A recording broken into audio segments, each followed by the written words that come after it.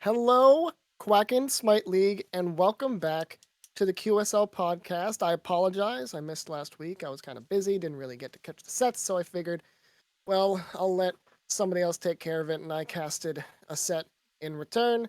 But I'm here and back, and I am joined once again by the lovely Red Sniper, and today we have a very special guest. We have our very own catgirlchipotle, or Lynn, here. Specialists of Buddy. guests. Yes, the specialists of guests. The Most specialist specialists. guess. Yes. Lynn equals win, Yes. baby. The mostest of the hostess. So, today we have a lot to talk about. We will review the schedule as we usually do, what happened, all the storylines. We will preview what we're going to see in the following week. And we'll also give a little bit of insight into the playoff sitch and standings.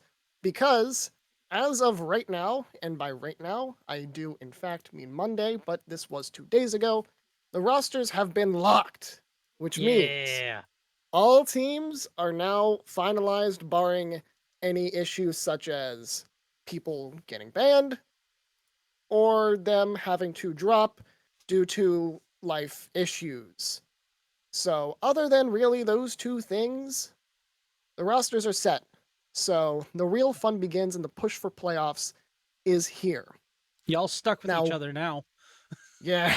You don't like your team, man. You are SOL. Unfortunate for you. But I imagine at this point most people are pretty well acquainted on all their teams, having played a lot of sets, scrims and all that. So I mean, no big if deal. nothing Sure would else, hope they so.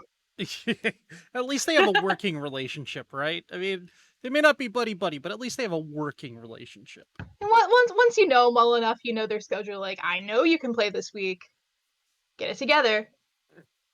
Excuse me. Exactly. So, with that also said, we did have a special announcement after the rosters were locked, and that all-star voting has started.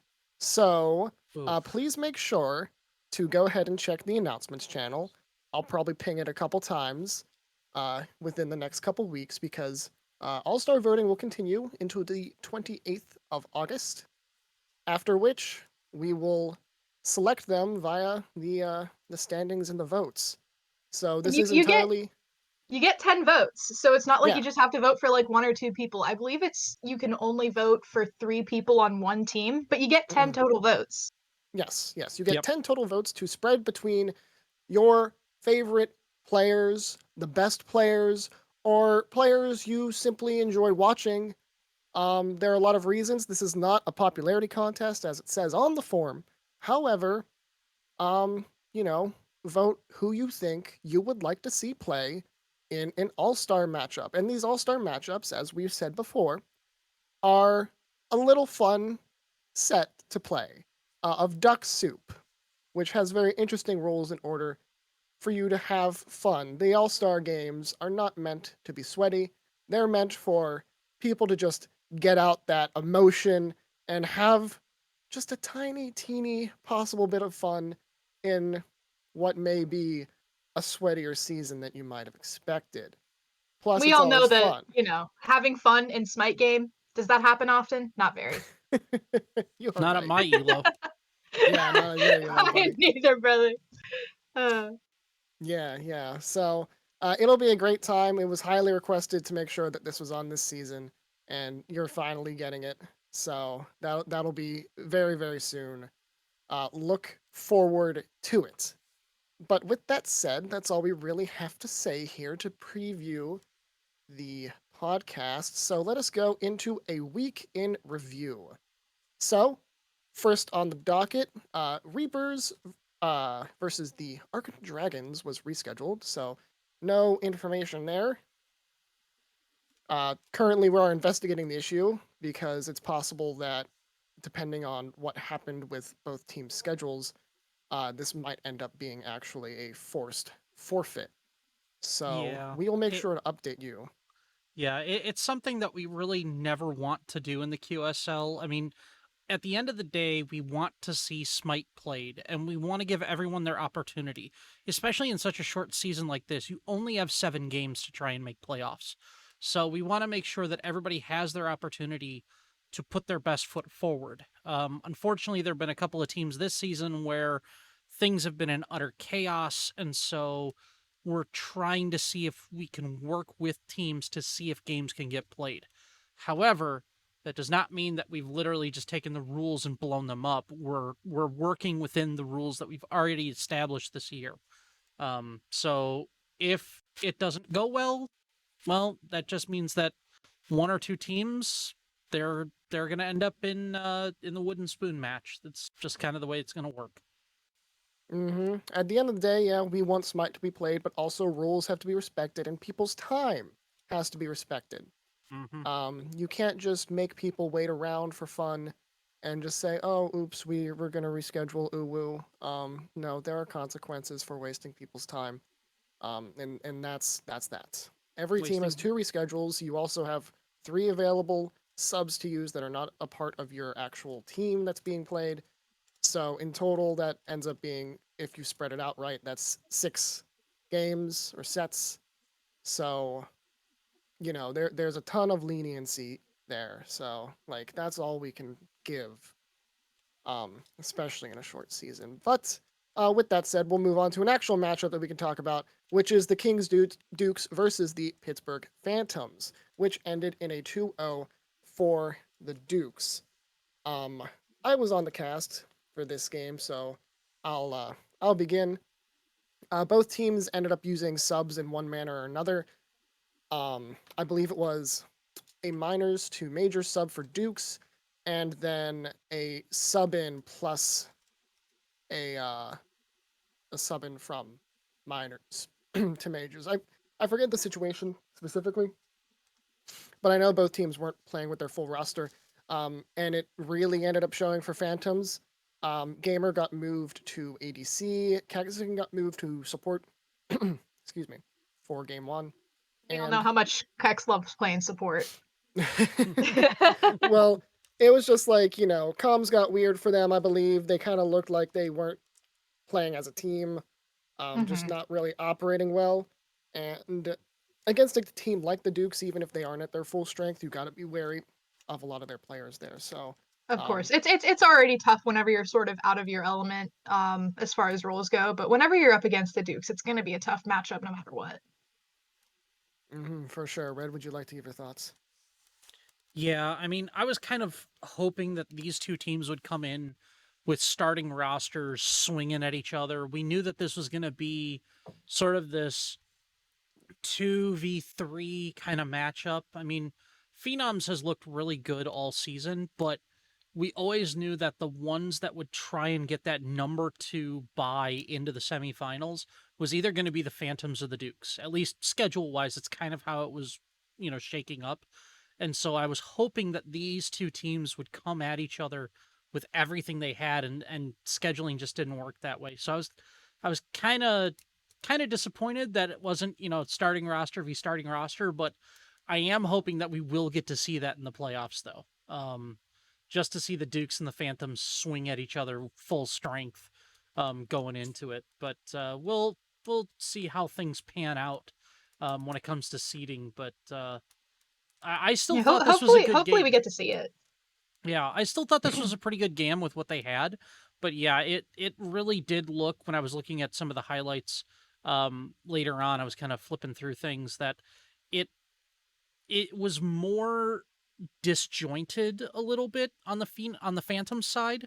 I do that every single week. Phenoms, Phantoms, Phenoms, Phantoms. It's the Phantoms. Yeah. But it seemed a little more disjointed. Like there were calls being made, or there were calls that were sort of kind of questions rather than decisions.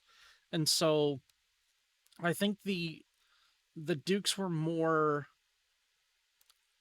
I don't want to say they were more coordinated, because I think they had their problems too, but I definitely would say that the Dukes kind of said, we're sticking together and we're just going to do things together. We're going to do this heavy transition from laning phase to team fight phase, and it worked for them.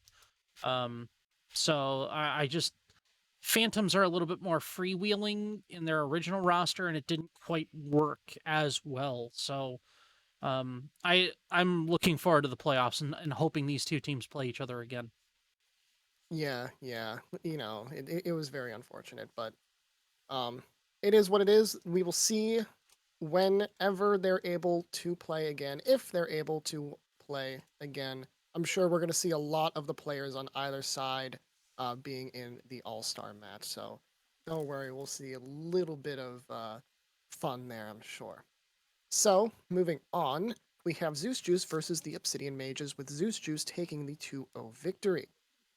This, to me, did not seem surprising. Zeus Juice has had a little bit of struggles here and there, but the Justin combo really came alive in this Oh yeah, set. like the Justins in that mid lane, especially early on, that was pretty nutty. And it's quite funny. I believe it was the second game. I don't quite remember, but one of my guys on my minors team, Amish, was like, "Oh, Majors just win here out of the team comp," and then the Majors boys really showed him, and they kind of haven't let it go yet. Yeah, yeah. They played really well, the Justin Hmm. combo for sure. And the Obsidian Mages have been having huge roster struggles the entire season. They first had after the post week 1 exit of Jule, and then they also had their former captain Scarab drop out because of armed forces stuff. Things that he couldn't really control. And so this roster is a lot different than what it was at draft. Um, they've had to trade away Slim, and so a very different team. And the inexperience of playing together showed here for sure. I think there were a few highlights though. People that played well despite the offense going really towards them. Here, let me pull up this roster here, if I recall correctly. Yeah, I think Dragon, as well as Oreo, played especially well in this set despite the opposition. I think some of them really tried to carry this game and the set for a victory or at least a 2-1, but they just simply weren't able to do it. The Zeus Juice Justin combo and friends really came out to play, and they played with a lot of heart. Especially with Justin on the Zeus in the mid lane game 2. That was fun to see him really make the not like the name of the team proud. Wow. I can say words. But Link was very happy, to say the least. He was like, Zeus. Yes, exactly. Red, what are your thoughts? I mean, it I I'm looking at this one and I'm going, okay, this is going to be a good, like, maybe not top 3 match, but this is like two potential playoff teams going back and forth at each other, and I thought that this would be a really close match. Um I mean, even looking at the prediction that I had for this one, um I said 2-0 to Mages just because I thought that I had heard some things from scrims. I had seen a couple of things, and I'm going, oh, this could be, the they have a new solo laner. Things were finally looking good. There were a couple of things that were kind of on their roll, and it all self-destructed. This team is one of the two teams that has probably had the hardest time this season with their roster. When your captain is gone, your first pick is gone, and your first round pick leaves, and then your second round pick is almost non-existent, and then you throw your what was a sub now into a starting role. Your fourth pick is gone. You're kind of grasping at stuff, going, what do we do now? Um, and the mages have never had a real good solid core to work with. Oreo has done wonders just trying to maintain his composure on this, and Dragon has come in and actually shown that he's probably more of a leader on this team, and has stepped up. I think he's acting as captain now. But when you go from that up against a team that really has been stable all season, has had a good core of players, has very talented players. Um, it watching this game, it looked like a competitive team going up against a group of ranked players because the coordination just wasn't there. It was not there at all. Um, I know there were objectives that got stolen. There was very little secure.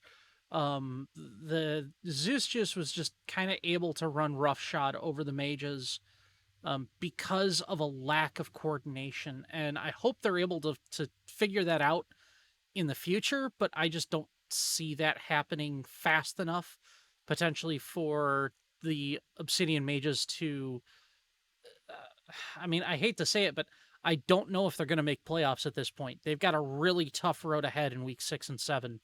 So we'll see if they're even able to make playoffs at this point.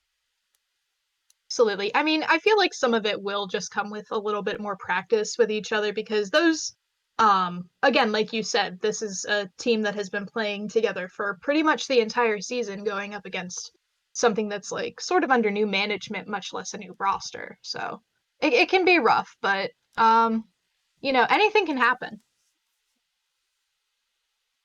Yeah, for sure, for sure. Looking forward to maybe them bouncing back here near the end to try and secure a playoff spot. And with the final game of majors, we have Boone versus Phenoms. I'm going to hand it off to Red to begin this matchup. This 0-2 for Phenoms taking it. Yeah, this was one of those games where you kind of knew what was going to happen going into it. Phenoms has always looked excellent throughout the season. You look at their roster and you kind of go, what weakness can I find? What can I exploit? Where do I poke and prod and try and gain an advantage? And it was one of those things where you scratch your head and you go, what am I looking for? It Boone has sort of had a tough road to hoe all season so far. I mean they've made the most out of it. They genuinely have, but they are in the bottom half, or at least in my estimation, they are in the bottom half of the teams. And going up against Phenoms, who just hasn't shown many chinks in the armor at all this season, it showed. There were good battles. There were individual players that did have some decent performances. Trying to remember exactly off the top of my head. It was a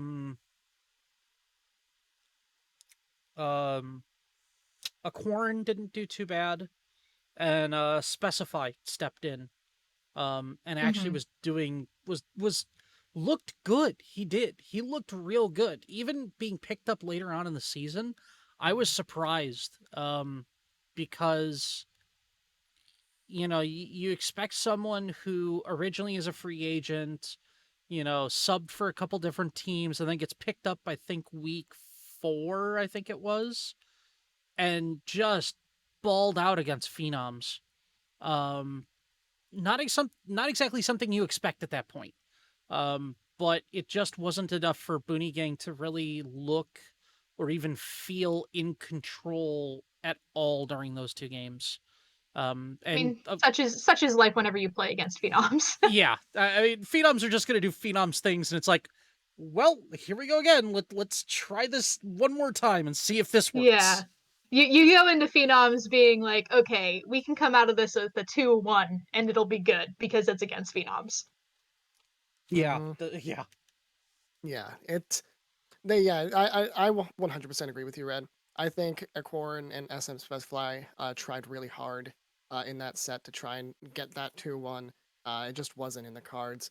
And the interesting situation with Specify was that, he subbed in for a couple different teams. He subbed in once against my team, and then whenever Duck was absent, we said, all right, we need somebody. Let's see if this dude who played really well against Duck is able to play really well actually against Phenoms in our set against them. And he did. And so me and Boomy are good friends, and I said, dude, specify is kind of cracked. You need a six person on your team because of a drop. Pick him up. He might be starting material. And I'm glad it panned out and he was able to play once again against Phenoms. Still wasn't able to get the set win, but still playing fantastically. I think he might have been in a different role this time. He wasn't in carry, but Yeah, he still played great. looks like he played Odin second game. Let me double check on what he played. Yeah, I think you're right. Either solo or support. Yeah, one of the two. So he's a very versatile player, it seems, but definitely Yeah. highly talented. Very, very glad to see that. But with all of that said, we will bring ourselves to the minor league in review, with the first set being Ferrymen versus Arc Lords, with the Ferrymen taking the 2-0 victory. And this was very interesting because I thought both of these teams were very, very good going in. I've seen Arc Lords ball out against a couple people, and the Ferrymen also ball out against a couple people, but also had their struggles against other teams. So I certainly wanted to see it shake out, possibly to a 2-1 in either direction, but ends up being 2-0 for Ferrymen, and credit to them because they played a very, very great game of Smite. Raptor and Co. really play well together. Raptor shows that he has extremely good leadership qualities for this team. But that's not to say Arc Lords did not play terribly. I need to pull up the roster here to jog my memory of a couple people that I think played particularly well. Um, I think Brample and Cyber. Oh my goodness, Bramble in that game one with that Hachi is just dangerous. Yeah, Brample is kind of nutty, but Yeah. credit to where credit is due. Um, the players on the other team, the Ferrymen, were able to play very well into them. But I think really Brample played very well. And then also in contrast, I think Omega Bulldog really took the screws into Honkler and showed some of those people making the tier list that Honkler, who has looked to be a top solo laner in the minor league in some people's eye, maybe not so much. Yeah, I mean, I'm clicking through the stream right now and I see Omega on Odin 7-0-11. I don't think that's bottom tier material. Not at all. Omega is a fantastic player, and he showed it here. He's been consistently underrated, especially for the early sets that he played in. But he very much played very well here. Um, but again, that's not a total loss for Arc Lords here. What are your thoughts, Red? I thought that this was actually a really well played set between both teams. I thought that there were certain times where I thought the Arc Lords potentially could have stolen a game. Um, and there were times where I think the Ferrymen almost made a mistake or two that could have pushed a game in favor of the Arc Lords. But even then, just with that being said, um, I think that we saw from the Ferrymen probably one of their best games of the season. Um, I think Omega in the solo lane had been slipping for the past couple weeks, hadn't had the best of games, and then comes back against Honkler, who is supposed to be, number one, number two, number three solo laner in the minors. And Omega says, I'm taking the crown back. And I think the most telling thing was that entire set, Honkler was not able to early rotate like he had been and influencing the mid lane. I think that's really what allowed the Arc Lords earlier on to do what they needed to do, which was their dual lane is solid, but when you can get the solo lane ahead and allow them to early rotate, it allows the mid lane to get ahead even quicker. And so you just start building the death ball from the outside in. Um, it's something that I've seen happen on a couple of different teams, something that I think should happen with a couple of other teams. But I think the Arc Lords do it well. The problem was when they went up against the Ferrymen, Omega was not allowing Honkler to do what he wanted in lane. The trades were even, or they were going in favor of Omega. The boxing matches, the ganks were there from the Ferrymen. They were not effective as the Arc, or the ganks were not as effective for the Arc Lords. And I think that that was the biggest difference. Was you saw the Ferrymen come in with a coordinated effort saying, we're not going to let the Arc Lords do what they want in this game. And that was the biggest stumbling block, I think, for the Arc Lords, which was they generally have a methodology of how they play, and they just weren't allowed to do it this game. And I think that's why the Ferrymen took it 2-0 as opposed to 2-1 or something like that. I tend to agree there.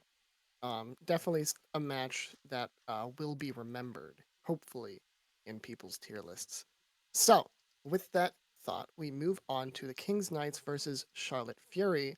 And as we were getting our show notes here, this somewhat surprise read a 1-2 victory for the Charlotte Fury. I Now, mean, I it yeah, go surprised for it, me Lynn. too, if I'm being honest, because I was talking to the delightful Achilles JC123 beforehand, and he was like, "What are you thinking?" And I'm like, "I think you guys are gonna 2-1 it. I think that you guys like have what you need to do, and they like you guys. Neither of you are on perfect teams, obviously, but I think you guys have a slight edge. And I mean, Fury proved me wrong, I guess." Yeah, yeah, they proved my thoughts somewhat wrong as well. As owner, Have faith in I your own can team, man. no. It's not even that. It's not even that. It's that I was on the cast and I was there for game one, and Cooter was also on the cast. It was a double owner cast for a Ooh. little bit before a couple other individuals stepped in to help out. Um, yeah, we both were like, if game two goes like game one, it's just gonna be a very quick 2-0, and that's it. The Kings Knights ran a very, very good game one Hmm. and just kind of stomped into Charlotte Fury. And then game two, a lot of things changed and shifted. First, there was the own pickup in the well for the first pick of the game onto Fury, and things kind of went bad from there as the King's Knights kept picking other people that weren't that great going into Odin, and then it culminated in that in game two with that difference being had. Just the counters that Odin has is insane. That's why he's a top 3 ban like all the Hmm. time.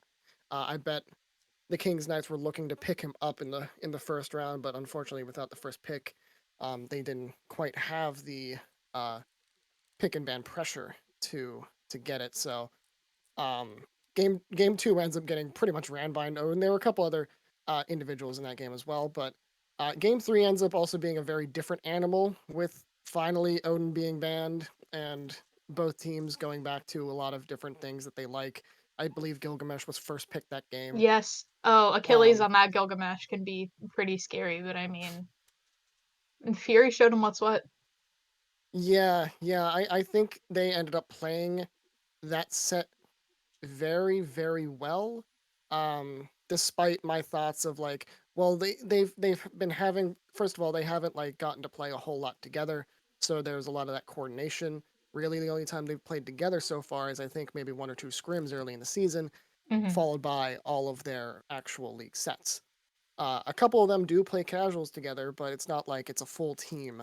So um, just from my perspective, I believed that the Kings Knights, because they have so much synergy, that Hmm. they wouldn't be able to really complete this game with a victory. But they definitely proved me wrong, for sure. What are your thoughts on this match, Red? Unbiased, the unbiased master, of course. Oh, please don't. Please don't. Oh, man.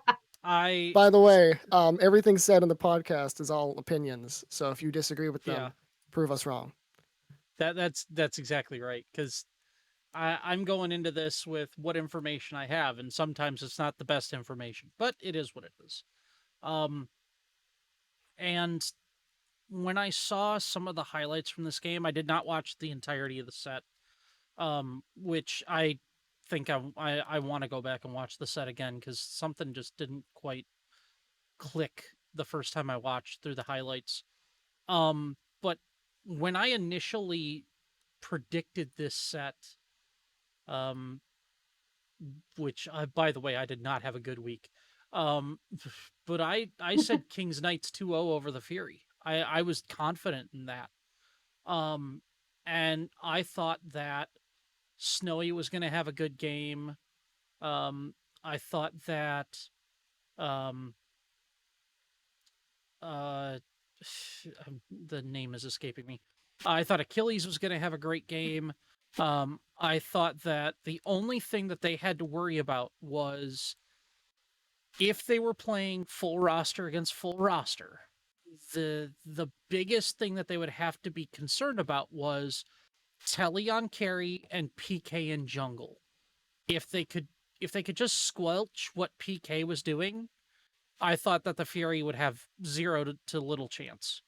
I mean, maybe Zero in mid could get something going, but it really would have to come down to Telly, and it would have to come down to PK and doing what they wanted to do.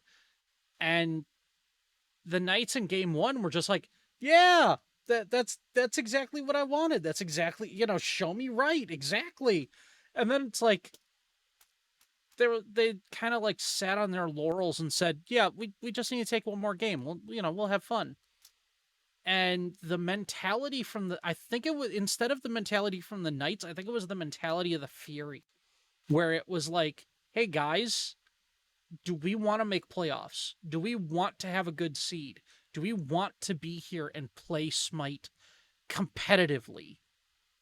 And something happened where I don't know if like the Smite stars aligned for them or what it was, but you started seeing the little trades go their way. You started seeing the odd man in, odd man out stuff going the way of the Fury. And it was those little advantages that just kind of built up.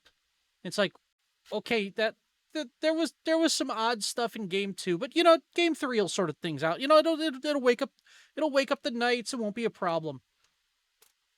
No, it didn't. And I, even now as I talk about it, I'm like, I still don't have the greatest grasp of what really happened during that game where I could put my thumb on it and go, this is what changed. And you kind of alluded to game number 2 as like there was an Odin pick that ran the bus. Okay, fine. That happens from time to time. But game 3 was, part of it was on a knife's edge, part of it was just little trades, part of it was boxing matches that just went bad for the King's Knights. They just genuinely did. And even now I sit here and go, so was it just the RNG that got them, or was it just bad trades? It could even be like a little bit of the mental state from getting pummeled by that Odin game too, that kind of like, I'm sure it can be motivating for some, but for others, sometimes it's like, what can we do from here? And you kind of get discouraged whenever you're trying to play against something that you're pretty sure you can't beat. And even if you ban that god out, it can still be tough just knowing that like that person played so well in the previous game, and it's more of a risk especially whenever you're going into game 3. Yeah, they popped off and you just don't want to see him do it again. So, and sometimes, and I think that may actually have been more of the problem in this one, where they were so concerned about what was going to happen in that solo lane that they kind of lost track throughout the rest of the map. And maybe it was that. I'm going to have to rewatch it just to make sure, but that definitely could have been something. It's something that I know has happened to me a lot, because we all know I'm not the best player on my team. But to talk a little bit about the game that we won semi recently, not this past week because we had to reschedule, but that's part of what we did to sort of combat that, was to shift focus away from the mid lane and try and focus more on the transition from early to mid game into late, so that we can even get to late game. So I know for a fact that if you focus too much on one lane, if you think this is going to be way too much of a threat, we need to put all of our energy on this, it doesn't win you games. Yeah, I would agree.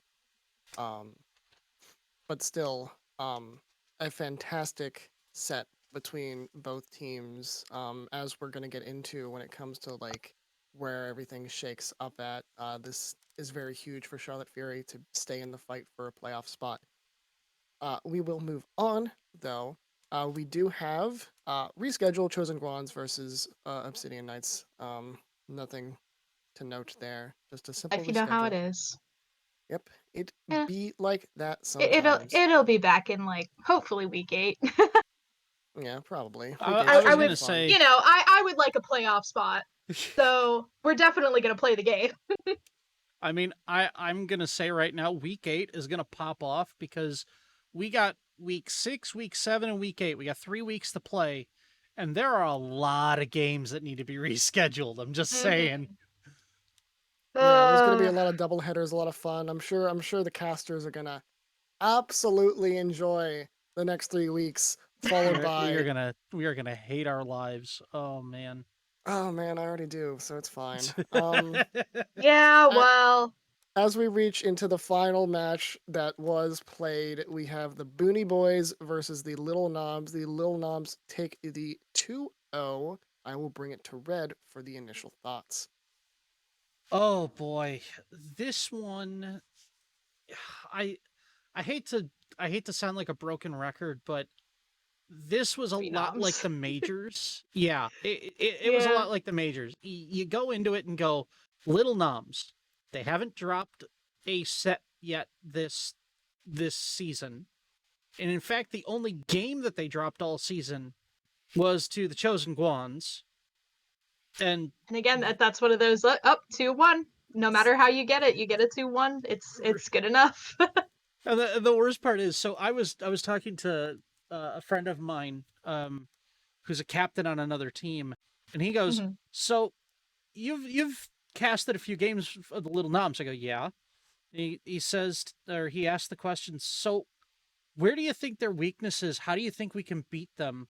Like, is there a good clip that you can show me where something not only was going wrong, but like a way that you can, beat this team?" And I'm going, and like, can you show me a game where they lost, where I could just watch and see how they lost? And I went, Well, well, you can always look at the game one for the Chosen Guans because they didn't show up. Yeah, the easiest way to win against Little Noms is to just like, I don't know, nuke Britain or something. absolutely. It's about right. No, I mean he's absolutely right. And I didn't even want to I wasn't even sure. I was like, do I be nice or do I enforce the rules? And I left it up to Link and he was like, we won a game. And I'm like, well, okay, I guess that works. I guess that helps a little bit. Oh And man. then we proceed to get stomped as you do against the Noms. And it's not like you can just go into this game with the mentality of, it's going to be a tough game. Like you go into it, you're going to be fighting for your life every single moment of that game. Mhm. And like you're always hoping to at least fight even, or maybe even take a game, but you never go into those games going, we're just going to get stomped and we're done with this. That kind of defeatist mentality really, Mhm. eats away. And with the Booney Boys, like, there were a couple of times where you looked at it and go, wow, they're fighting even. And then, like, 3 minutes later, you're going, up, and there's the Noms again. Yeah. It It's was, you let them get the slightest little advantage and then snowball meta just comes for you. And it's not even to yeah. sound defeatist, it's just how it is. And the more the Noms win, the easier that defeatist nature kind of catches up to you, which is why I'm glad that I played them first. Yeah, I so mean, I mean, like, yeah, the Booney Boys just came off of a rough set loss, the first set win for the Chosen Guans.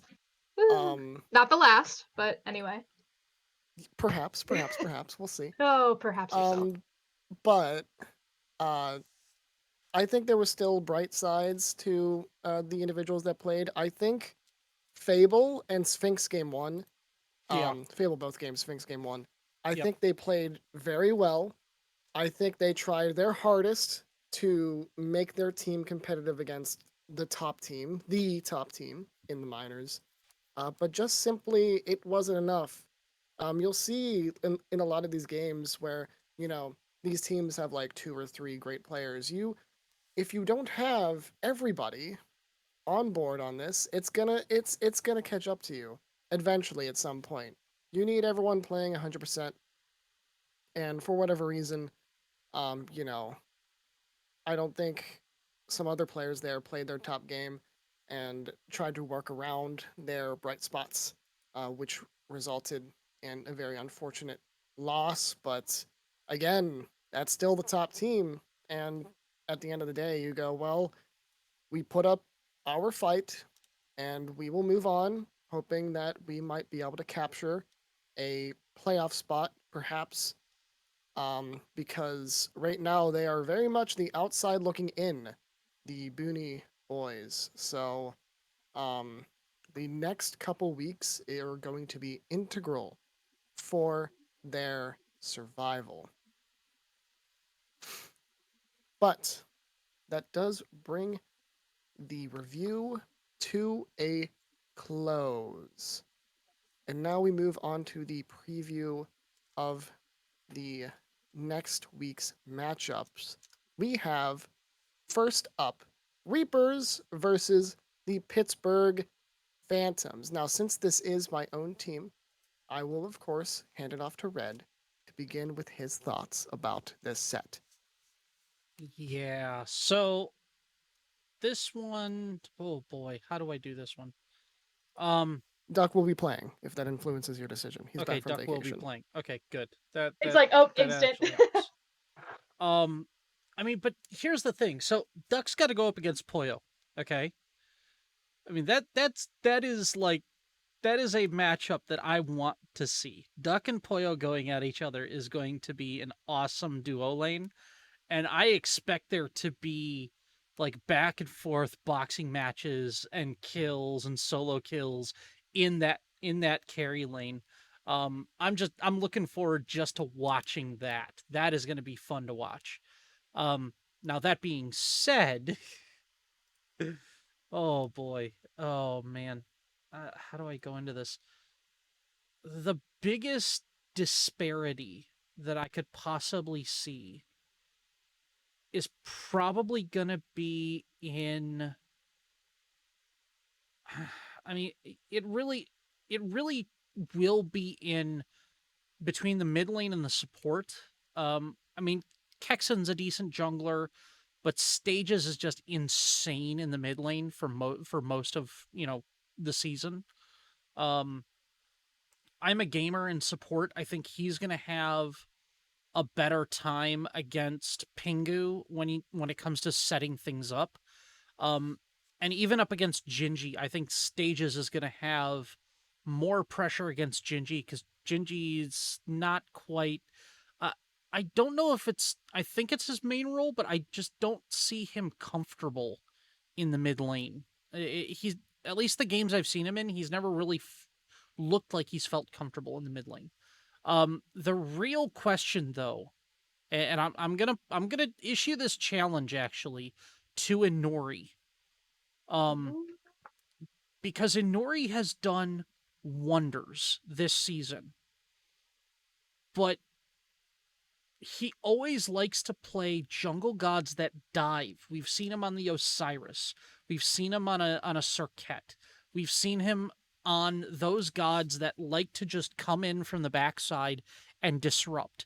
The problem is if he does not have the coordination with his team, and we saw this a couple of weeks ago, he dives in and he dies. And he just dives in and he dies. And it's rinse, repeat, rinse, repeat. I want to see a Nori coordinate his picks and maybe not dive into the middle of the team, but maybe dive and get a pick or two to help turn a team fight rather than waiting for the opportunity to just jump in the middle of 5 people. I think Inori is still a great player. Don't get me wrong. If I had to play against him, I wouldn't stand a chance. I understand that. But at the same time, I think that when it comes down to it, I think the Phantoms are just a more complete team. And I think when it comes to mechanical skill, I think they might be slightly ahead in a couple of key areas. And so I'm going to go 2-0 to the Phantoms. I'm going 2-0 Phantoms. All right. Yeah, I have good faith that this is going to be a set that the Phantoms are going to be able to pull through, for sure. That's not to say the Reapers will not, die without a fight. Oh no, Absolutely. I Inori is definitely going to be a contender, which is really the only reason why I'm not going to go too much in depth with this because I'm not nearly as technical as you guys, but I feel like it's going to be 2-1 just because of the potential of an Inori diff. Just for one game. Yeah. I mean, he, in my opinion, he's the biggest question mark. Because if he pops off, and we know he can pop off, he's done it in the past. If he pops off, he can carry a game easily. I just think there are times where he puts too much on his own back, and then he's like, "Okay, guys, get on the back, get in the backpack, let's do it." And the backpack slips a little bit. That there's only so much you can carry, but I think that that he'll be able to get away with one game. Okay. All right. Fair enough. Fair enough.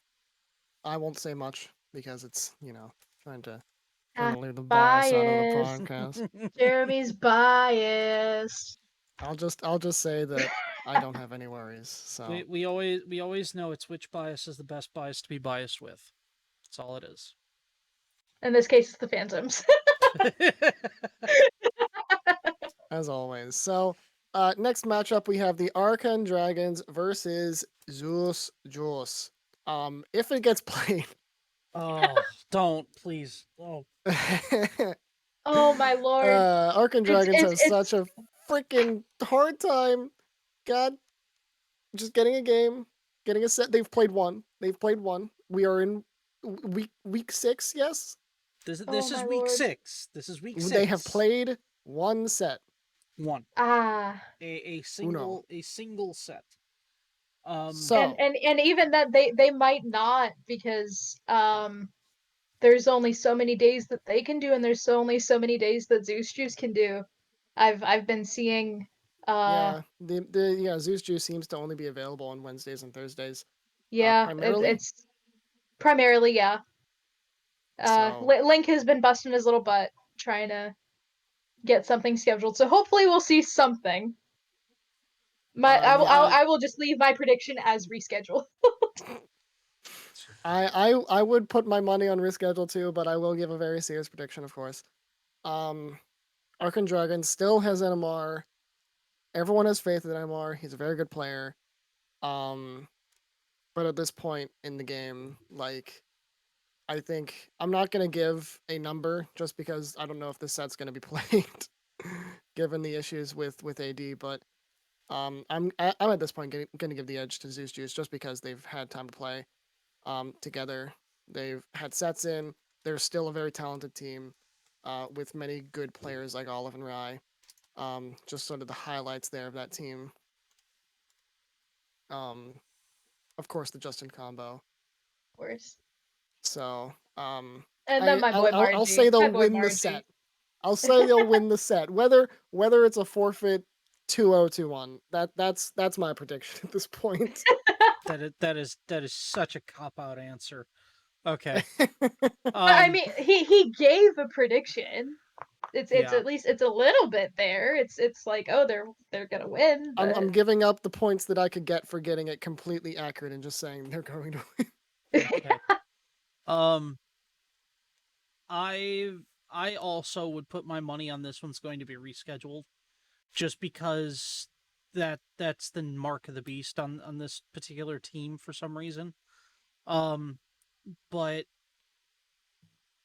between the Archon Dragons and the Zeus Juice, the difference between these two teams is stark.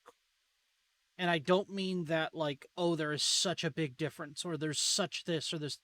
The biggest difference between these two teams is the number of games played. Zeus Juice has played at least I 8 believe it's all but one set. Yeah, they played all but week 3 at this point. So they've played at least 10 games together, and I think they've actually played 12 games so far this season competitively. That's not to say scrims and practices and anything else like that. So, if nothing else, they are coordinated. Archon Dragons is going into this blind.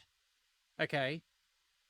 Because of that, even with the NMR diff, even with NMR, I think Zeus Juice takes this 2-0.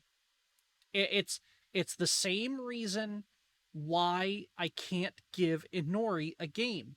Inori can pop off, NMR can pop off, but prove it to me. Prove it to me. Because as of right now, NMR has not played a game in the QSL this season. He did not play in prospects because he was at basic training. I get it. I thank him for his service and for what he's been able to do. But prove to me that you can go 1v9 and win a game in majors. That's what I want to see. I don't think he has that power to do that on that roster. I don't think he can pull 4 other people up by their bootstraps and himself and say, I'm carrying you across the finish line. And so I'm going 2-0 to Zeus Juice. And by the way, that's still not to say that Archon Dragons don't have a good roster around NMR, but I just don't think they've played a lot. You know, Tantalus is a great player, half hero. Obviously, we've seen him pop off. Alea as well. You know, and definitely that one matchup that they got to have right against or did they? No. Thinking of a different team, I think. It's just kind of like they have a lot of good material. Boom have as well. I almost forgot about Boom have. How could you? Yeah, how could I? They're a really good team, but they haven't played it all together. So I can't. You can have the best roster in the world, but if you don't have the coordination to go along with it, there's only so much you can do. Yeah, from what I know, they don't have any real play time with each other, and I think that's going to be the biggest difference here. Is they're just going to be kind of uncoordinated. So this is really more not a prediction and more of a challenge. Prove us wrong, please, because I'd like to see you guys play and not reschedule another game. Also, make the casters do some work, right? Oh, yeah, we don't have enough work actually. Yeah, right. Just bring more. But with that said, I think we've had enough words for this. So we'll hand it over to Boone Gang versus King's Dukes, which I will not have a lot of words for because this is going to be King's Dukes 2-0. And gonna end it right there. King's Dukes have such good talent all across their roster. Boone Gang, of course, having the number 1 overall pick. We're in a great spot to pick up Sir Subkiller, one of the greater players in this league. Their newer pick up Specify seems to be very good as well. Echoin can pop off. Destiny can. But I think that some of these players have been underperforming this season. And that's going to ultimately prove to be their downfall, is that while a lot of these players we've seen be very good and seen in specific instances pop off, that they just I think that they're having a bit of statistical regression at the moment, and it's definitely not going to help them against the King's Dukes, who, while they aren't the number 1 team right now in terms of standings, they're still really in the driver's seat to prove themselves as the number 1 seed for playoffs. Absolutely. And I mean, you keep in mind, Boomy is the owner of all of that, so you could blame it on him, but we're not going to do that right now. It's all ban Boomy. Hashtag ban Boomy. Hashtag bamboo me. But I digress. I'm gonna go ahead and agree with that purely because the Dukes have just had that. I don't have much to say about this either because frankly I don't pay too much attention to the majors, but I am gonna have to give it to the Dukes purely because of the stacks that they have. There's a lot of great players on Booney Gang, but um again, you can only really chalk it up to um only so much can happen with a good roster is what I'll say again. And they have some new additions like with Specify and all them. If you don't have the time to practice, then it's not going to work out for you. But I mean, again, anything can happen. Specify is looking pretty good, so we'll have to see. Yeah, I think the biggest thing that Booney Gang has done to help their roster so far is to put Subkiller back into the solo lane and put Destiny into support. Mm-hmm. Um, I think Destiny has looked a lot more comfortable on support. I think Subkiller is definitely more comfortable in the solo lane role as opposed to the support role. And so I think that that's helped the team so far, just to have that sort of comfort level of where these players like to play. I think Specify is an excellent addition. Um, Even if Castler has to sit out and put Diplo into mid, Diplo started the season in mid. Drunk Diplomat started the season in mid. And so specify in ADC or even specify in mid or even specify in jungle. I still see that as um, a possible improvement of the team, depending on how it all works out. So I still think that the Kings Dukes will win this one. I think it'll be closer than many people expect. But I still think it's going to be 2-0 to the Dukes. But the Booney Gang might be able to steal a game here, depending on how well they play. But I'm still going to go 2-0 to the Dukes. And there you have it, our predictions. So we move on to the final matchup, and this is quite a matchup here. Obsidian Mages versus Phenoms, and Do we need to see yeah. it? Say anything?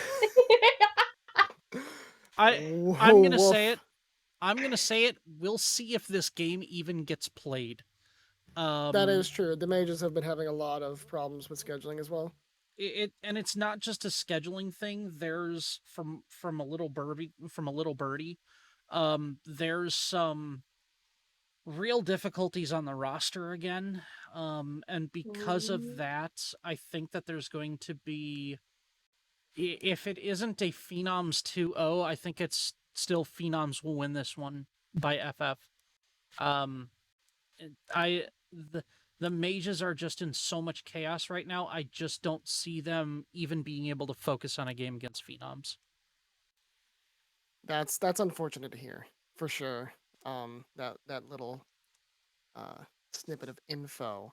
But yeah, that does not change my prediction. Phenoms are gonna win. It's gonna be 2-0.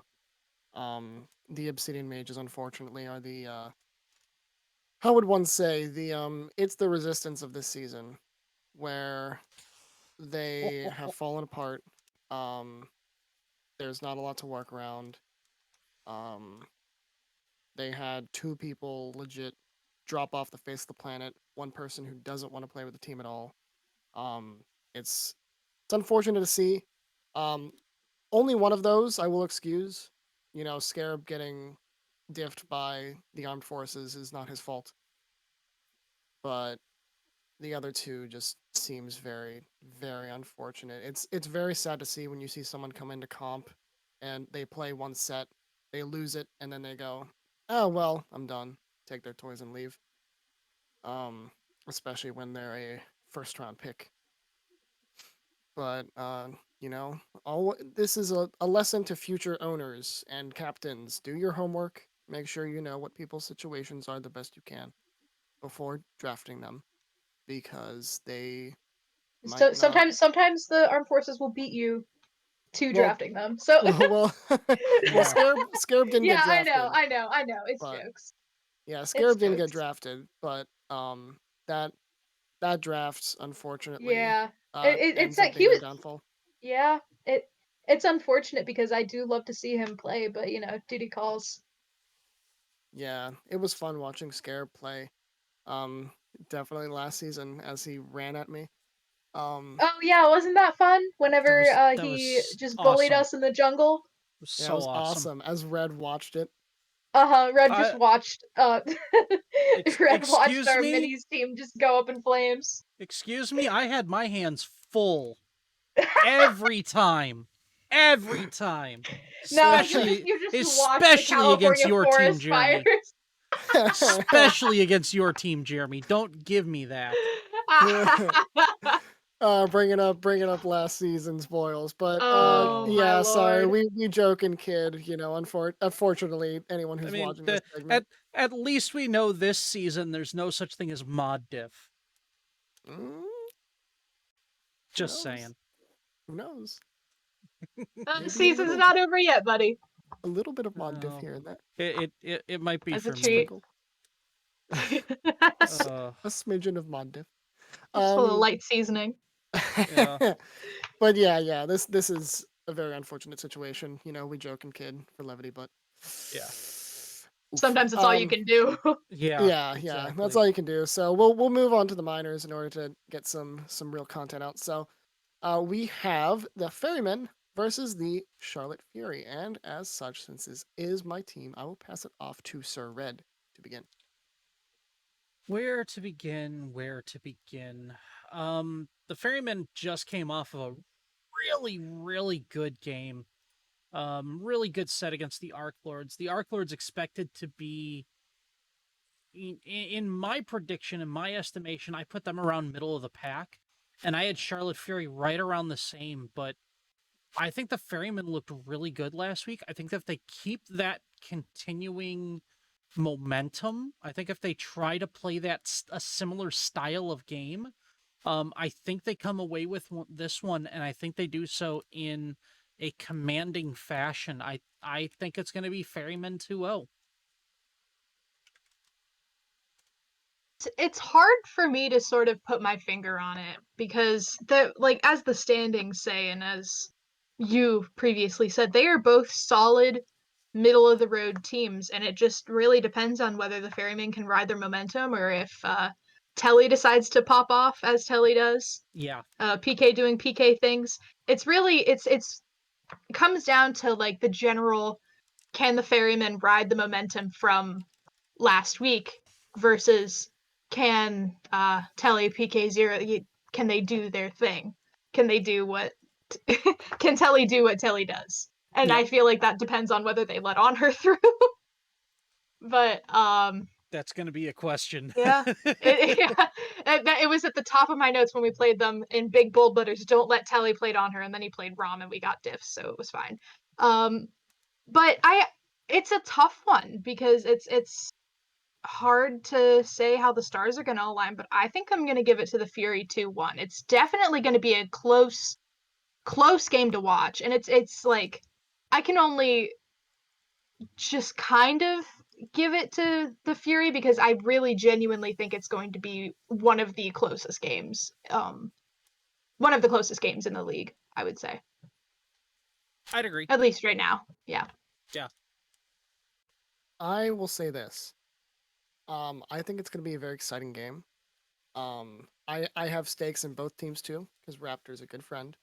I think he's a great player. What I'm really excited to see though is this solo lane matchup. Atticus Ooh. versus Omega. Mm-hmm. That is a matchup that will be fun to watch because we just saw Omega pop off against somebody who was considered top material in solo lane. Absolutely. And Atticus has seen his moments and unseen his moments. Definitely some interesting pickups here and there in terms of God selection. And he was able to do a whole ton in the final or the last set that he played. So I'm really excited to see what both players there are going to add to this matchup. Truly. And also Boy Greatness is in OG. He can play very well, and against either Zero or Kittens, that could end up being a very, very tight matchup as well. Support Raptor is the always interesting choice. We'll see what happens at game time, of course. But, that's a role he's been wanting to try out, so we'll see how well he plays this week against Charles here, Yellowjin. But I think all in all, this is definitely an interesting set that we're all going to want to see the results of in the QSL Twitch chat live. I do feel like if you watch one minor set this season, it should be this one. Agreed. Fully agreed. Unbiased, of course. But just purely because of how close that I think it'll be. I definitely could see it being a 2-0. Though, but I still think it's going to be very close for sure. This is definitely going to be our 20-minute long stream. Mm-hmm. Absolutely. Sure, even if it is a 2-0, a 2-0 doesn't necessarily mean it's not a close set, because there are some times where just it comes down to one like tiny little mistake at the fire giant that completely turns the game around and allows for a win. So it's even if you viewer think that it's going to be a 2-0, still watch it, because 2-0s can be close games. Mm-hmm. And with that said, we'll move on to the next matchup. We have the Arc Lords versus the Chosen Guans.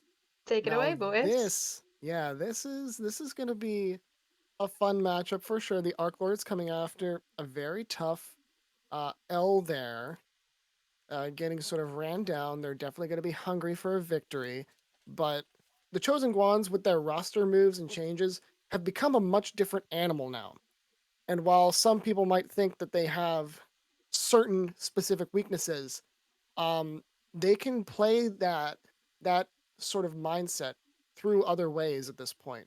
They have a lot of weaponry, and if you don't play the game carefully, if you just think, it's the Chosen Guans, we're going to win, I don't think it's going to go well for you. I think that their mentality is going to have to be, we lost the last game or the set. We need to come in here and play our game. And that's what it's going to have to be if they want to beat the Chosen Guans. Because if you sit there and sleep on them, the Booney boys learned their lesson. It will not go very well for you. If I can pull up the roster here real quick. In the jungle they have Slim, and Slim versus Dummy Slick is gonna be a very interesting matchup to watch. If Red, you'd like to take it away from here. Yeah, between these two teams, I think the lane to watch is going to be duo lane, because you've got Bramble and Beaten Crayons on the side of the Arc Lords going up against Amish and Ban Herc. And we've seen Bramble and Ban Herc pop off in respective games. They have been the anchors of their teams at certain times. And because of that, they're going to have to find out the little ways of gaining an advantage from the duo lane. Now, whether that means they farm more efficiently, if they can manipulate the lane so that ganks are a little easier, or whatever they can do to get ahead, it's going to have to be extremely important. We know that both junglers, both Slim and Dummy Slick, do not like to visit the duo lane. They'd much rather visit mid. They'd much rather go and help out solo. We've seen Honkler and Slim work together in the last couple weeks. We know that Ionized and Slick have worked very well in the past. And I think that it's really going to come down to what's going to happen with the duo lane, and can either Ban Herc or Bramble really get the objective kills before the other one can. I think another big thing that's going to be in this game is I think the mid laners actually, believe it or not, are going to play a huge role because that's where the majority of the objective secure comes. And between yourself, Catgirl, and Yeah, Cyber, the objective secure is really going to push this game one way or another. The Arc Lords love to play absolutely. as a team. Um, Individually in lanes, they are flexible enough that they can do kind of this, that, and the other thing if they need to. But when they come together as a team, you really start to see that 5-man death ball. And Hmm. so it's really going to come down to, even if they have the advantage around the objective, is there going to be an objective secure either from yourself or from Ban Herc or from somebody on the team that is going to allow your team to get an objective steal or even just to push them off and you guys end up taking the objective? I think that's going to be a big factor in this set here. Absolutely. I will say that is something that we have been focused on actually. So hopefully it pays off. Excellent. Excellent. Mm-hmm. For sure. I will give the final prediction here. I will take the gamble and take Chosen Guans over Arc Lords 2-1. Um, just just as a a fun little gamble. Let's see. It's not facetious at all. I think these two teams at this point in the game are pretty close. I think it depends somewhat on background practice and how well these players are going to be able to play against each other. Mm-hmm. But Jeremy I also will just go with doesn't that. like me, so he's gonna say it's a gamble. Hey, man. He's like, yeah, I'll think she's gonna win just Man, once. man, and the rest of the minors league is like Lin equals win. So Oh fucking man. No, Jeremy, you hate me so much. yeah. You played with me for half a season, and you were like, I'm done. And No, then I mean, you don't just the live roommate with a thing probably. person. Yeah, you don't just live Yeah, with a person for 8 months and then leave and be on good terms, right? yeah. Oh my So goodness. yeah. With that, did you give a final prediction, Red? Sorry, I um was it had to step out. yeah, I had not, but no offense to the Guans, I think it's going to be awesomely close. Hmm. I like your 2-1 to the Guans, but I'm actually going to go the other way. I'm going to take your bet Oh. essentially, Jeremy. But I'm going to go 2-0 to the Arc Lords, and I think it's going to be very, very close. I think it could go 2-1. I think it could go the other way, but I think it's going to go 2-0 to the Arc Lords just based on the statistics. And I'm way too analytic that way, and I know it because Yeah, but it's like, burned me in the past. yeah. No, I absolutely understand, and I would agree with you, but I will say Ionized is an outlier. That is true. I don't know. I don't have much information on him. I genuinely Oh my don't. goodness, he's they're ranking him pretty high up there in the tier lists. I know for a fact that he's got a great attitude. He's been a great addition to the team. He has great synergy with Amish, Dummy Slick, and Camazotz. They're all RSL buddies. So the fact that they have at least interacted with each other one time or another, that boosts the synergy that we all have, and we all have a good time. And that's more what we're focused on there. So it's Excellent. it's it's gonna be fun no matter what the outcome is, but we're still looking at that playoff spot. Hmm. Absolutely. So we will move on to the next matchup. We have the Booney Boys versus the King's Knights. Now, the Booney Boys, are coming off of yet another loss against Lil Noms. They're going to I be mean, feeling. it's Lil Noms, so I mean, Yeah, but I mean they also came off a loss in the previous week too, so yeah. they've been a bit starved at the moment. And the Kings Knights, while they're also coming off a pretty powerful loss, that's a great team, and they're going to come together and say, you know what, we dropped that last set, we dropped a pretty close set against a team we thought we were just going to win against, and we need to just lock it in.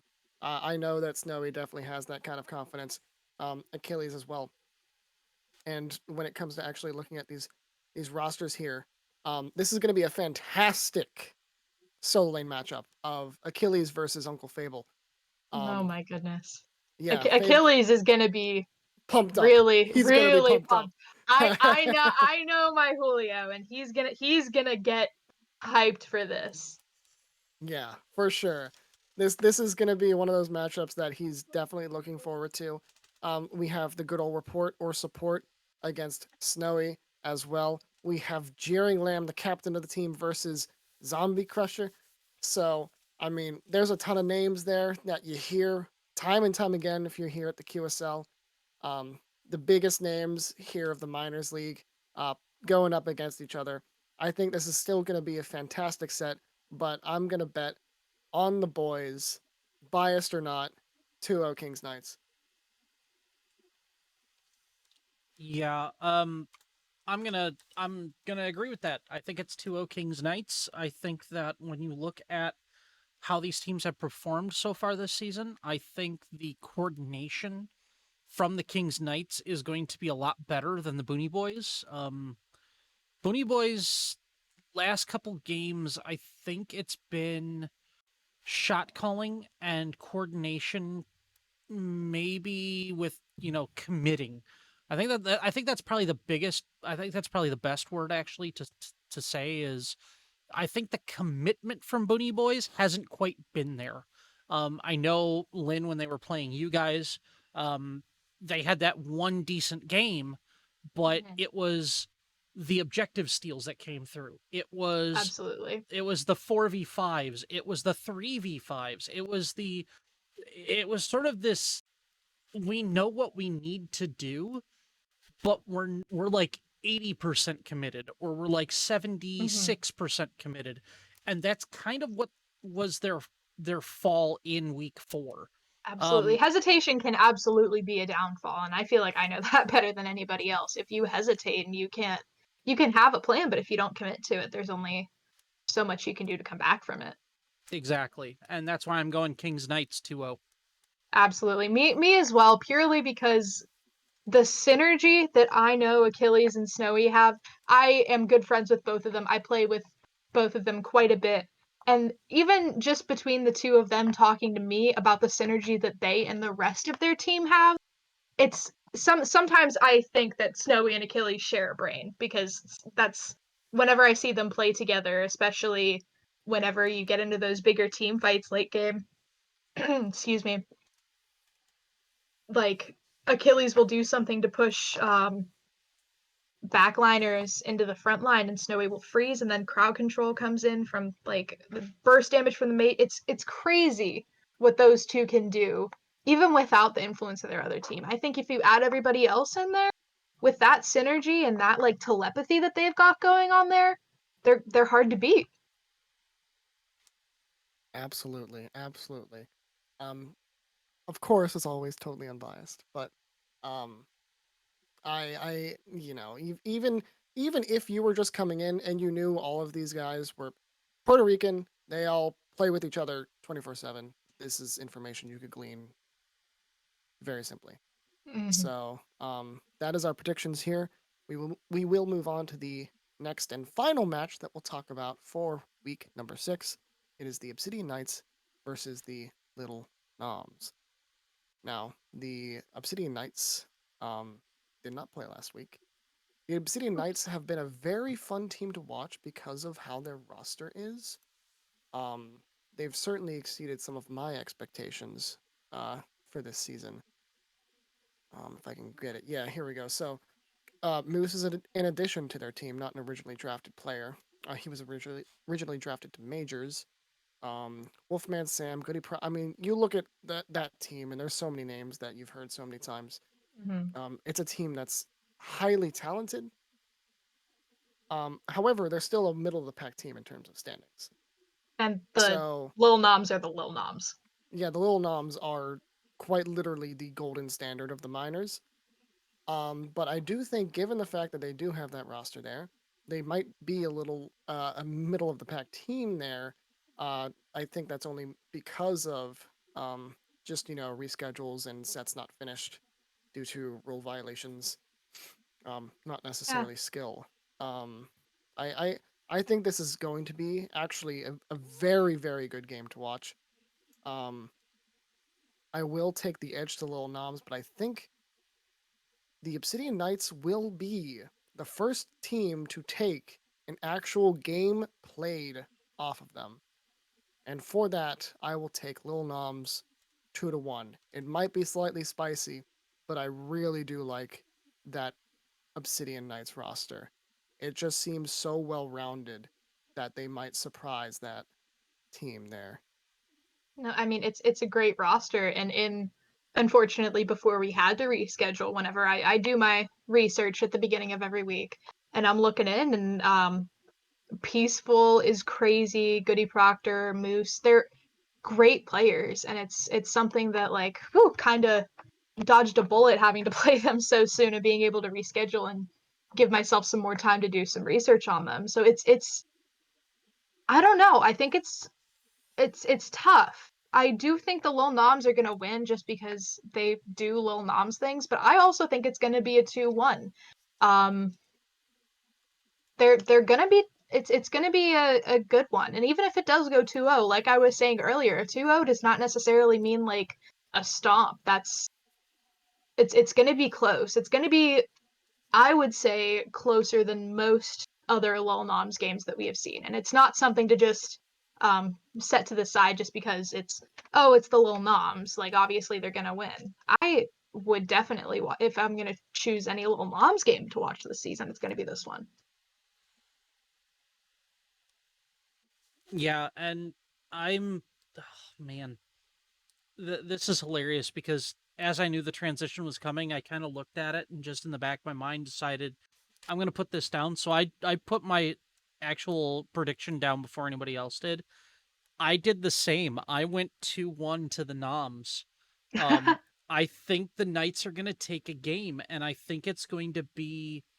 It might be game one. It's probably going to be game two, and I think it's going to be the peaceful show.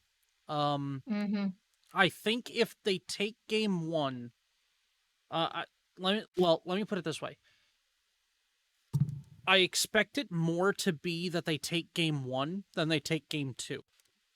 Because if they lose game one and they lose it in crushing fashion, I don't think they take game two. I think their mental will be a little off at that point. However, if it's close and if they just do a little bit of tweaks here and there, I can definitely see how the Knights might take game two. If game one is close but they lose, I think they might take game two. If they That take is an game important note. one, sorry, was that? Oh, no, keep going. I was gonna say if they take game one, I think game two is gonna be the little Noms like on nothing but comfort picks, just to like put the Knights in place. um, but yeah, I'm gonna go 2-1 to the little Noms. Yeah. What I was going to say is that is an important note, because the Obsidian Knights do have first game, pick of whether or not they want to be Order or Chaos, and so they get to, choose usually Order, get their first pick, and as you said right there, if they manage to lose the game only a little bit, or maybe take it, this set becomes a lot interesting. But if that first game is a stop, their mental is going to be absolutely annihilated, and they won't really be able to recover. I don't think the Obsidian Knights, that is. So it's definitely a set to watch. I think this is going to be the most difficult fight the Lil Noms have come up with, and I believe that um, the Lil Noms fight against Charlotte Fury was probably their toughest match so far that they've faced. So if the Obsidian Knights are going to be able to top that, it's going to be a very, very good set to watch for sure.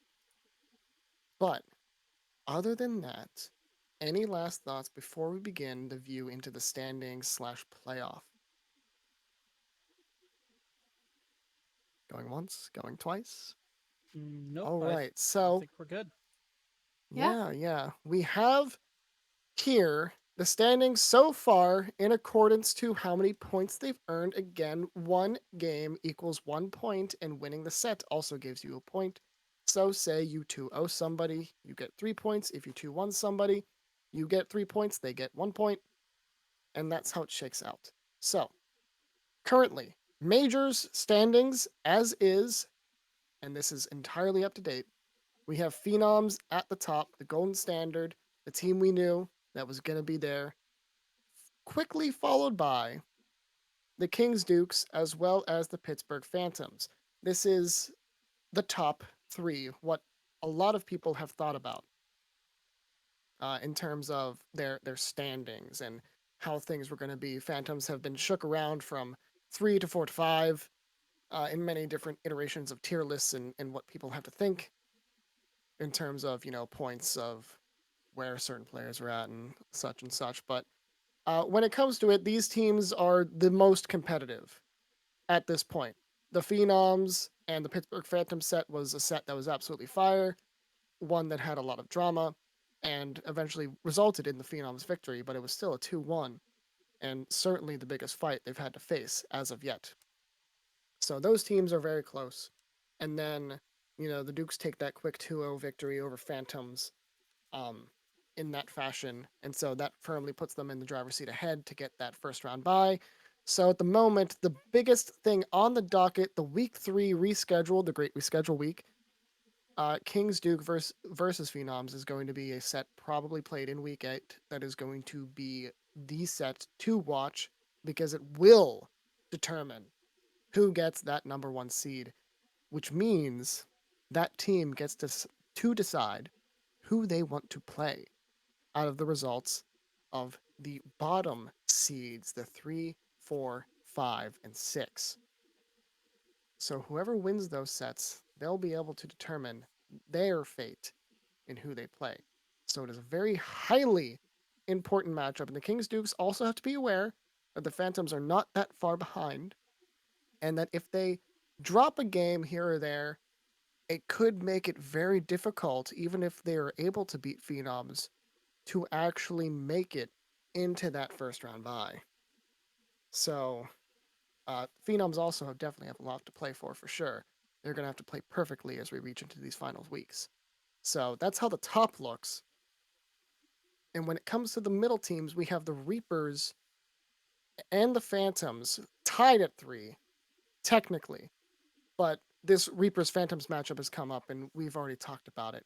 And it seems that Reapers might not be all that competitive. But if they surprise the Phantoms, they can take that number 3 spot from them for sure and make things much more difficult for that team.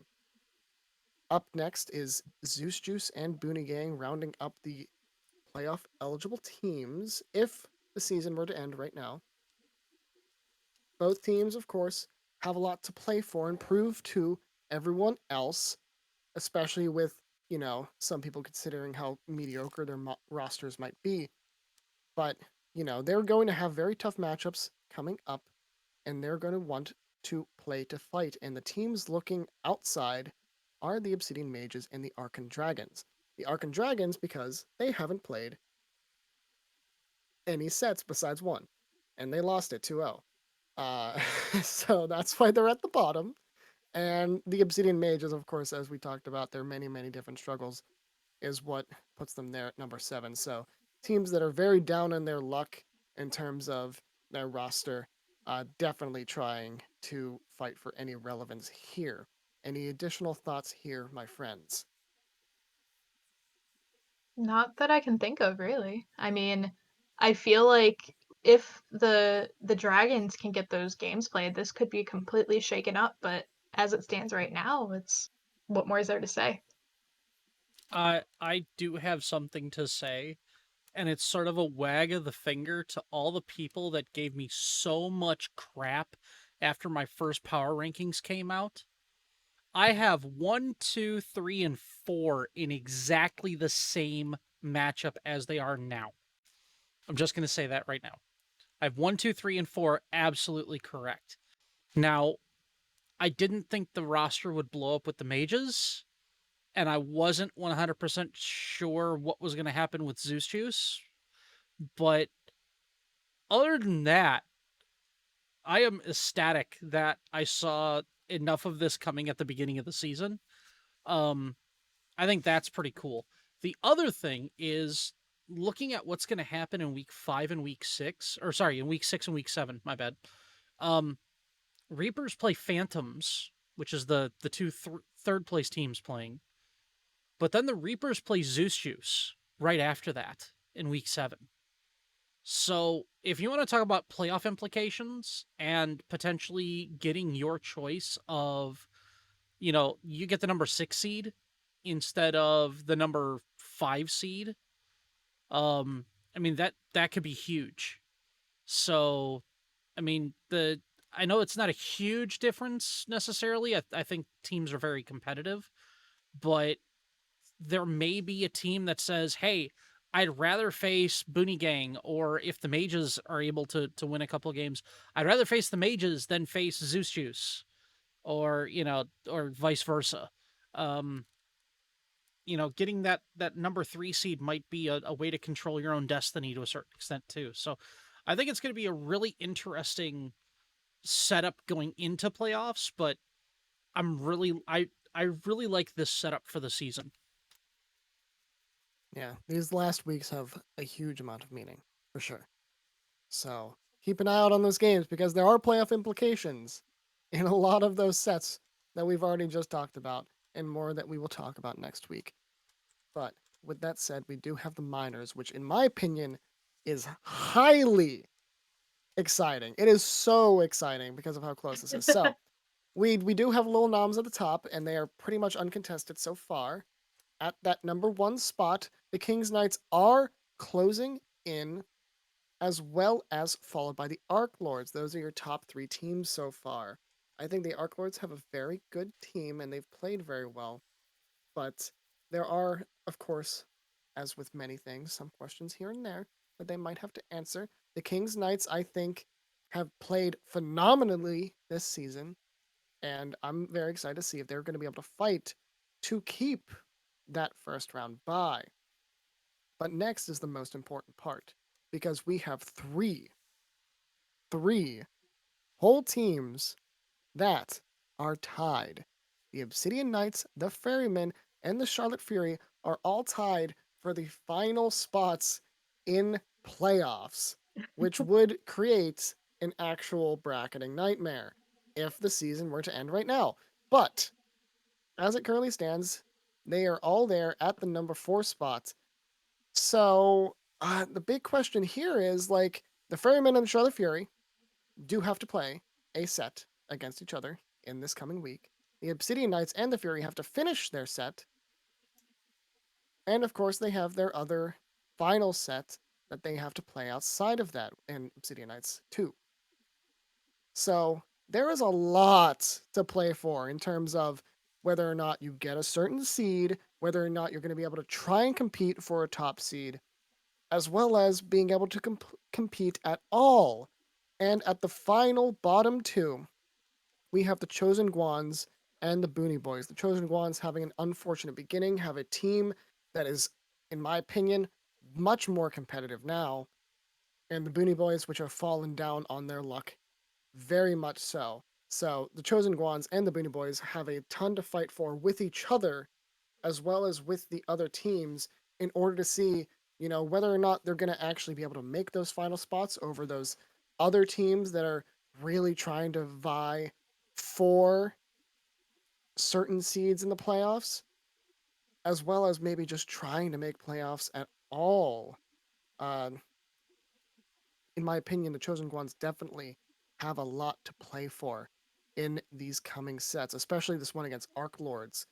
There's Absolutely. a ton to play for There's that team. Yeah. I mean, there's a lot at stake. I have once I have Eon back home, not in EU time +3, that's been a nightmare.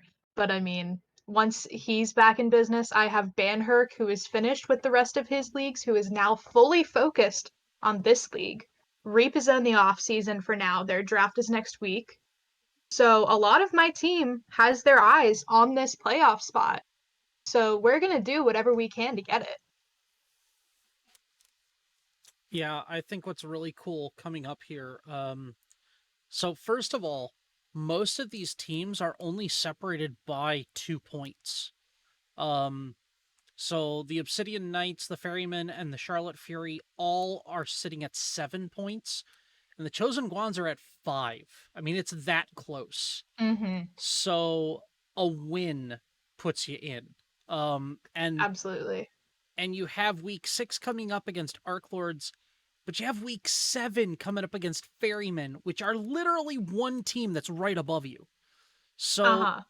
if you have, let's, we'll play the hypotheticals right now, because why not? It's fun. Sure. Okay, so according Just to have fun with it. yeah. So according to our predictions, Ferrymen win. Okay, Mm-hmm. Ferrymen win, Obsidian Knights lose, and we're not going to talk about Arc Lords and Chosen Guans because we don't know. It went both ways. Mm-hmm. Yeah. So that being said, so Obsidian Knights still have 7 points. Ferrymen go up to 10. That would mean that if the Chosen Guans pick off either or of these teams, so if the Chosen Guans, say, beat the Ferrymen, and the Obsidian Knights have to face King's Knights in the last week. So if they lose that one, if they go 0-2 in the next couple in these 2 weeks here, you could see the Obsidian Knights missing out on playoffs and the Chosen Guans coming in. Charlotte Fury have to play Booney Boys and have to play Ferrymen. So again, if the Fury lose to the Ferrymen but beat the Booney Boys, it's gonna force the Mages to at least get a win to keep pace. So they also still have to finish the set against the Obsidian Knights. Yeah, and they still have to finish the set from week 1. So there's everything to play for coming up in these 2 weeks. It's so exciting. Absolutely. We're very excited, and it's something that like we know that it's like just barely within our reach. And it really not only does it depend on us winning a couple more games, it depends on these middle of the road teams sort of seeing whether someone can take a game from them or two. So it's it's definitely something that anybody's gonna need to pay attention to, because like you got the little Noms, you got the King's Knights, but like honestly from there down, it's anybody's game. It really is. It really is. Yeah, even like, so Lil Noms are undefeated so far. They're at 15 points. The King's Knights are at 10. The Arc Lords are at 9. So even then, it's only 1 point. Absolutely. So you still have, and I mean, let's just say, depending on who wins between the Fury and the Obsidian Knights, the winner of those two is going to have 9 points. So, I mean, they automatically have 7, but the winner is going to get 2 additional points. So one of them has 9 points right now. We just don't know which one. So they're technically tied with the Arc Lords for 3rd. I mean, at that point, the ball game changes a little bit, but it is still going to be so much fun to see what happens and the absolute chaos of week 7. So, I mean, and I will put it out to anybody listening. Remember, all games must be finished by week 8, or there will be forfeits. And depending on how the mod team sees what the cause of the reschedule and then the non-play, there could be some where both teams will get no points. There could be some where only one team will get no points. So, I mean, get the games played, guys. Just get the games played, please. Don't be the reason why your team doesn't make it. That's all I'm saying. Exactly. You do not want to be the reason that you will not be here for the rest of the postseason. So, with that said, we do reach the end of the content. Thank you to anyone who is still watching. I was joined here by Red Sniper 23 and special guest Lynn. It was a great time, and have a good day or evening or whatever you're having. Good night or good day. Bye. Night, everybody.